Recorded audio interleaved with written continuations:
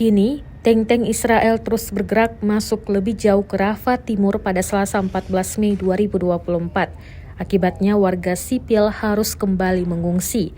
Serangan Israel itu sebelumnya telah dikecam oleh Amerika Serikat dan memperingatkan akan adanya potensi bencana kemanusiaan yang lebih luas. Namun, Brigade Al-Qassam sayap kelompok Hamas mengklaim pejuangnya telah meledakkan beberapa tank Merkava Israel. Rekaman detik-detik tank dihancurkan menggunakan rudal dan mortir beredar di Telegram pada Selasa 14 Mei 2024 kemarin. Dalam keterangan unggahan disebutkan, Brigade Al-Qassam memamerkan video pertempuran sengit dan bentrokan antara pejuangnya dengan tentara dan kendaraan Israel di Timur Rafah. Satu persatu tank Merkava tampak diledakkan, namun Israel belum memberi konfirmasi tentang klaim ini.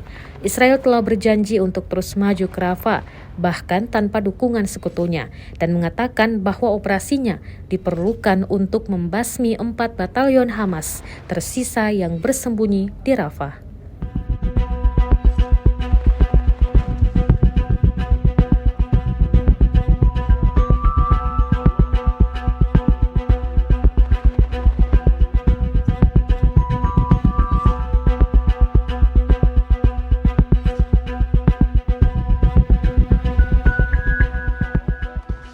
Download Tribun X sekarang, menghadirkan lokal menjadi Indonesia.